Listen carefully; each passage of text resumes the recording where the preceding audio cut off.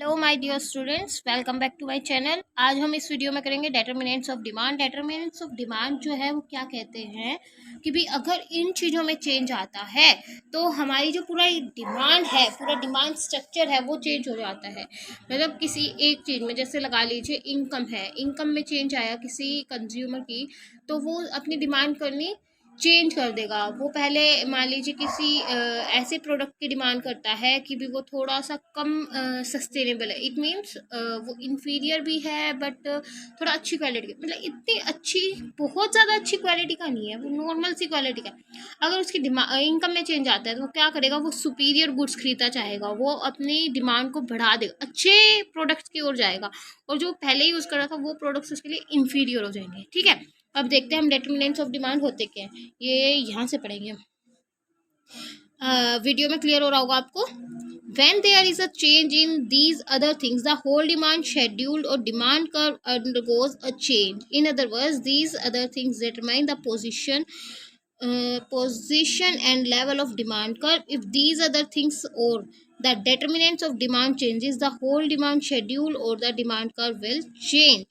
As a result of change in these factors, for determinants, a demand curve will shift above or below as the case may be. The following are the factors which determine demand for goods. देखिए, जो demand curve है ये नहीं कह सकते हम कि भी वो सिर्फ और सिर्फ अपवर्ड शिफ्ट होगा या डाउनवर्ड शिफ्ट होगा। वो जो डिमांड कर्व है वो अपवर्ड भी शिफ्ट हो सकता है, डाउनवर्ड भी शिफ्ट हो सकता है। मान लीजिए किसी कंज्यूमर की इनकम में चेंज आ रहा है तो इनकम में पॉजिटिव चेंज भी हो सकता है और नेगेटिव चेंज भी हो सकते हैं। तो अगर वो पॉजिटिव चेंज हो रहे हैं, मतलब कि पॉजिटिव चेंज का मतलब है कि भी इनकम बढ़ रही है तो वो ज़्यादा डिमांड करेगा, अपवर्ड शिफ्ट होगा जो उसका डिमांड कर रहा है। अगर इनकम घट जाती है तो वो डाउनवर्ड शिफ्ट होगा। अब फर्स्ट डिटर्मिनेंट क्या है हमारे पास, ये देखिए यहाँ लिखा हुआ है, taste and preference of the consumer. अगर किसी कंज्यूमर की टेस्ट और प्रेफरेंस में चेंज आता है, उसके टेस्ट चेंज हो जाते हैं, उसके वो अलग चीज़ें प्रेफर करने लग जाता है, तो क्या होता है, तब भी हमारा डिमांड कर्व इफेक्ट होता है। देखिए ऐसे लिखा हुआ है, an important factor which determine demand for good is the taste and preference of the consumer for it. A good for which consumer taste and preference are greater, its demand would be larger and its demand curve will be lie at the higher level. People taste and preference for various goods often change, and as a result there is change in demand for them. The change in demand for various goods occurs due to change in fashion and also due to pressure of advertisements by the manufacturer and seller of different products. For example, a few years back, when Coca-Cola plant was established in New Delhi, demand for it was very small. But now people taste for Coca-Cola has undergone a change and become favorable to it because of large advertisement and publicity done for it. The result of this is that the demand for Coca-Cola has increased very much. देखिए, जो test and preference है वो बहुत बड़ा matter रखता है। अगर एक पर्सन है, उसकी टेस्ट चेंज हो गया, उसके वो प्रेफर किसी और चीज़ को कर रहा है, तो वो डिमांड किसी दूसरे प्रोडक्ट की बढ़ा देता है और किसी की कम कर देता है। मान लीजिए किसी जैसे हम ले लेते हैं एग्जांपल, डिमांड फॉर क्लोथ्स। पहले हमारे थोड़े अलग टाइप के कपड़े चलते थे, मतलब हम देखिए पुरानी फोटोज देखते हैं, अपने मम्मी पापा की देखते हैं, तो उनके देखिए उनका ड्रेसअप थोड़ा सेंस चेंज था। जो चीज़ें पहले चलती थी अब नहीं चलती हैं, वो मार्केट में उनकी डिमांड नहीं है। लोगों की जो प्रेफरेंस है, जो उनका कपड़े से रिलेटेड टेस्ट है, वो क्या हो रहा है, चेंज हो गया है। ठीक है, अब जैसे इसमें एग्जांपल लिखा है कोको कोला का। पहले जब उसका प्लान न्यू दिल्ली में बना था, जब वो कोको कोला बननी स्टार्ट हुई थी, तब उसकी डिमांड बहुत ज़्यादा नहीं थी। अब उसकी डिमांड है वो कितनी ज़्यादा हो रही, क्यों हो रही है, जो एडवर्टाइजमेंट है, जो पब्लिसिटी उन लोगों ने की वो बहुत ज़्यादा की, तो जो है उसका वो पॉजिटिव चेंज हुआ डिमांड में। जो लोग हैं वो डिमांड जो है कोको कोला की वो ज़्यादा करने लगे। किस वजह से, उसकी एडवर्टाइजमेंट और पब्लिसिटी की वजह से। उनकी पब्लिसिटी और एडवर्टाइजमेंट इतनी ज़्यादा हुई कि लोगों की डिमांड में ही उन्होंने चेंज ला दिया, उनके जो टेस्ट हैं वो ही चेंज हो गए। नेक्स्ट है इनकम ऑफ द पीपल। अगर एक पर्सन की इनकम में चेंज होता है, अगर पॉजिटिव चेंज हो रहा है तो वो अपवर्ड शिफ्ट हो सकता है। और मान लीजिए अपवर्ड वो तभी शिफ्ट होगा जब वो गुड्स जो है मतलब अच्छे होंगे। जो गिफन गुड्स होता है उनमें ये वाला रूल एप्लीकेबल नहीं होता। मान लीजिए कोई पर्सन है, उसकी इनकम बहुत कम है, तो वो पहले क्या कर रहा होता है, गिफन गुड्स कंज्यूम कर रहा होता है, क्योंकि उसको उसमें इतनी कैपेबिलिटी नहीं है, वो एबल नहीं है पे करने के लिए भी, वो सुपीरियर गुड्स या गुड क्वालिटी के गुड्स जो है वो कंज्यूम कर सके। तो क्या होगा, अगर उसकी इनकम बढ़ रही है तो वो कहाँ शिफ्ट होगा, अपने नॉर्मल गुड्स की तरफ शिफ्ट होगा ना, इंफीरियर गुड्स को छोड़ के। तो वो ऊपर की शिफ्ट होएगा, अपवर्ड शिफ्ट होगा। अगर उसकी इनकम में कम आया तो बेचारा क्या करेगा, ठीक है।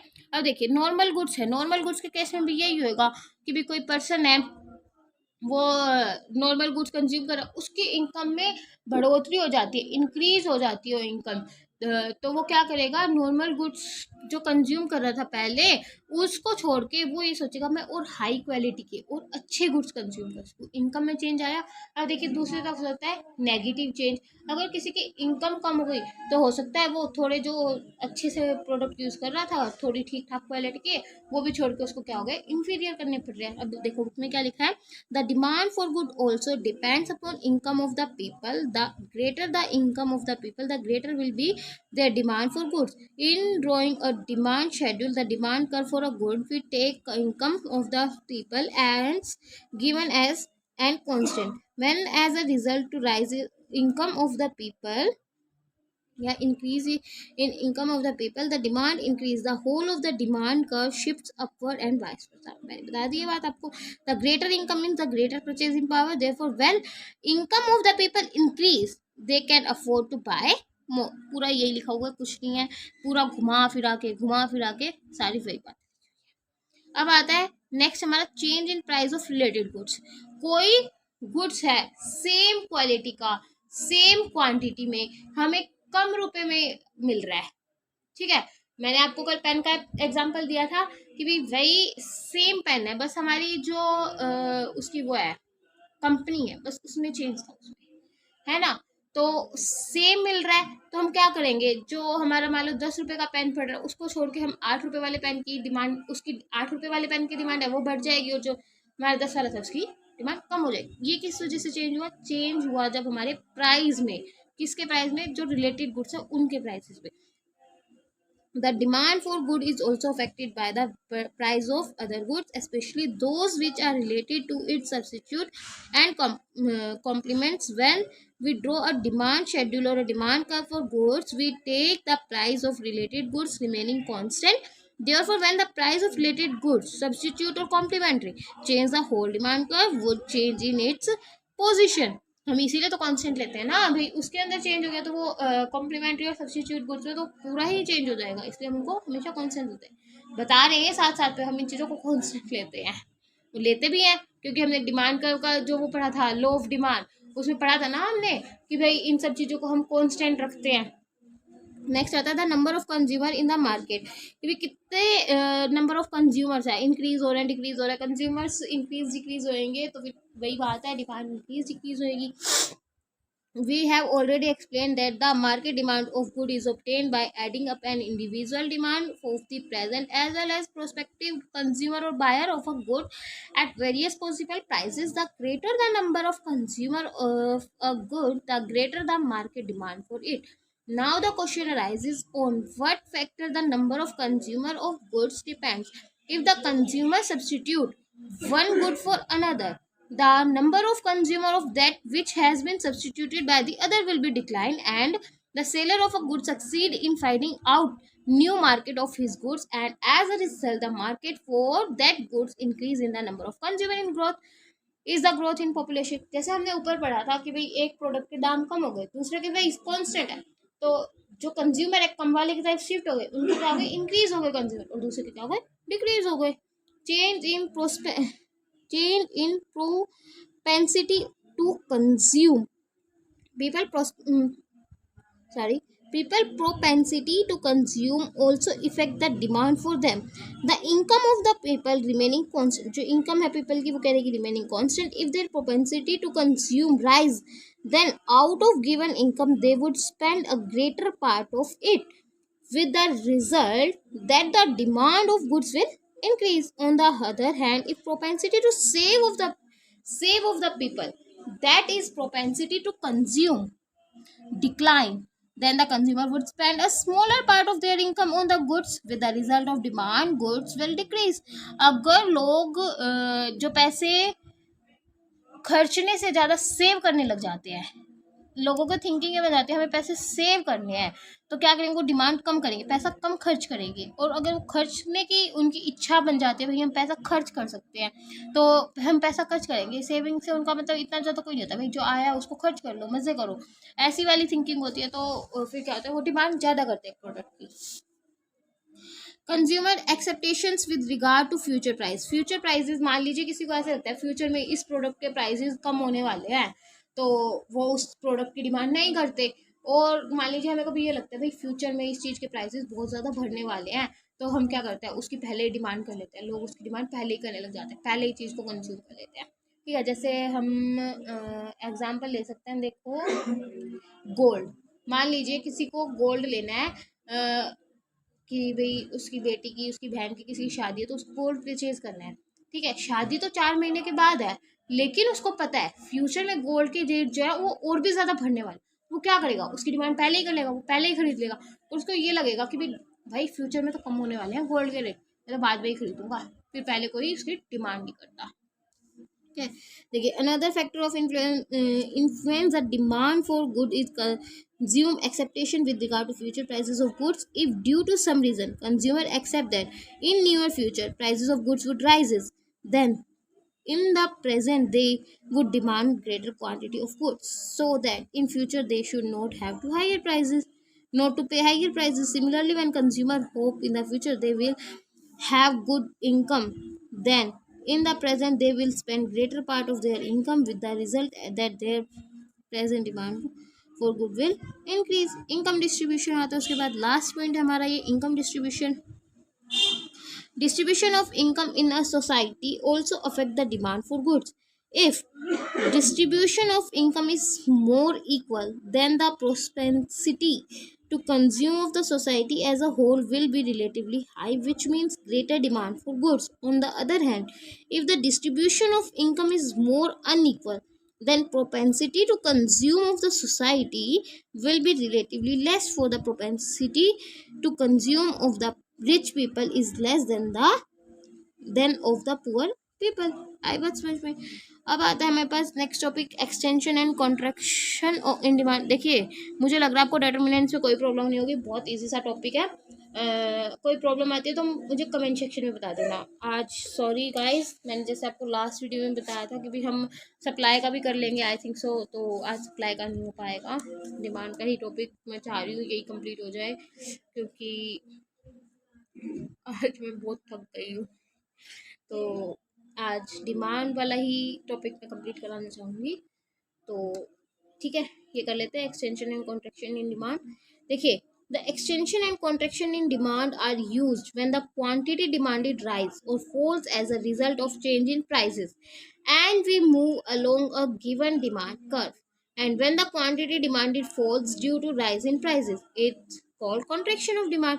देखिए, जब हमारे पास क्या लिखा है इसके अंदर, when the quantity demanded of good rises due to fall in prices, जब हमारे प्राइसेस में कमी आ जाती है और जो हमारी क्वांटिटी डिमांडेड है वो इंक्रीज हो जाती है, प्राइसेस में कमी, प्राइसेस कम होने की वजह से क्वांटिटी डिमांड बढ़ रही है, तो क्या होता है, वो एक्सटेंशन ऑफ डिमांड होता है। और प्राइसेस के बढ़ने से क्वांटिटी डिमांडेड कम हो रही है, तो वो कॉन्ट्रैक्शन ऑफ डिमांड होता है। बस इतना सिंपल सा है, extension and contraction of demand, बस इतनी सी ही बात है, इसके अलावा और कुछ नहीं है। ठीक है, और फिर आगे हम पढ़ते हैं कि भी रिमेंबर करना होता है, extension and contraction in demand take place as a result of change in prices alone when other determinant of demand as taste, income, propensity to consume and price related to goods remain constant. ये चीजें भी हम लेके चलते हैं ना, तो constant रहेंगी, टेस्ट, प्रेफरेंसेस हैं, इनकम है, इन सब चीजों को हम क्या करते हैं, कांस्टेंट रखते हैं। ठीक है, आई बात समझ में। आज हम इसमें से ही पढ़ेंगे। देखिए, हमें एक डायग्राम दिया, डिमांड कब दिया है, वही बात है, प्राइस इंक्रीज हो रहा है, क्वांटिटी डिमांडेड इतनी है, प्राइस पहले ओपी क्वांटिटी कितनी है ओ एम, प्राइजेस डिक्रीज हो गए पी डैश हो गए, तो हमारी क्वांटिटी डिमांडेड क्या है वो इंक्रीज हो गई ओ एन हो गई। हमारे प्राइजेस इंक्रीज हो गए तो हमारी जो प्राइजेस हो गए O P dash dash increase हो रहे हैं, तो quantity demanded L O L हो गई, वो क्या हो गई कम हो गई।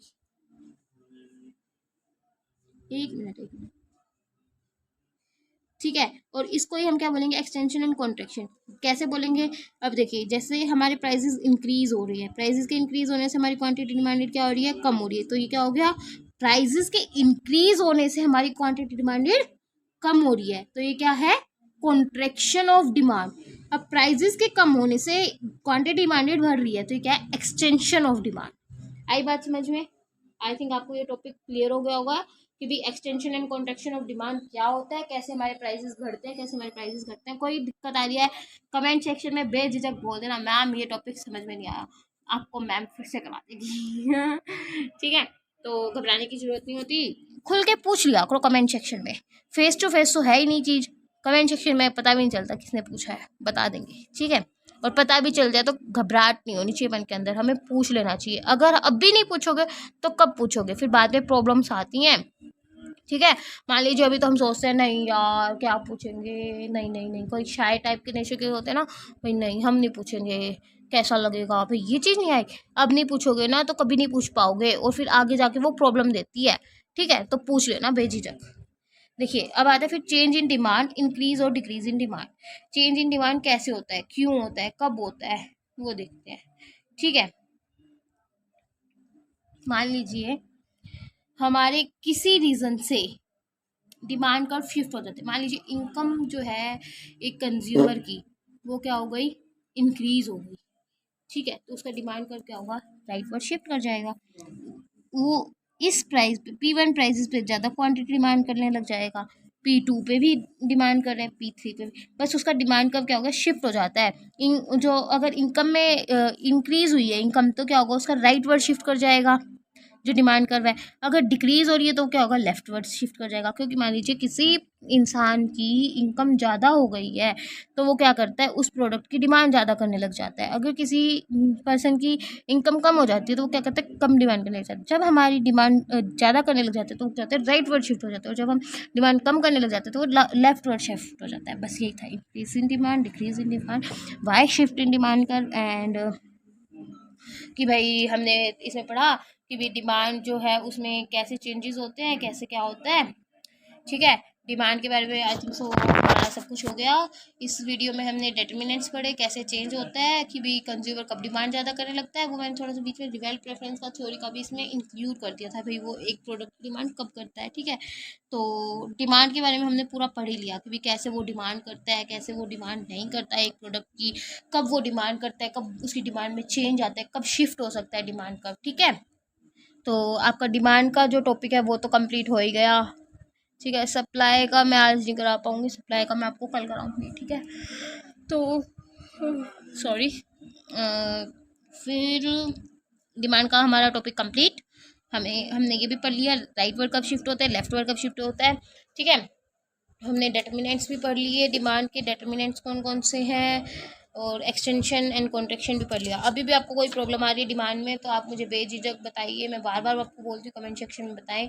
और वीडियो अच्छी लगी हो तो लाइक करना ना भूलें और चैनल को सब्सक्राइब कर दें, बेल आइकन को प्रेस करना ना भूलें। अगर आप बेल आइकन को प्रेस नहीं करेंगे तो आपको आगे के जो भी वीडियो अपडेट्स होंगे वो नहीं मिल पाएंगे, तो बेल आइकन को प्रेस करना ना भूलें और चैनल को सब्सक्राइब करना तो बिल्कुल भी ना भूलें thank you so much and अब मिलते हैं नेक्स्ट वीडियो में, बाय बाय।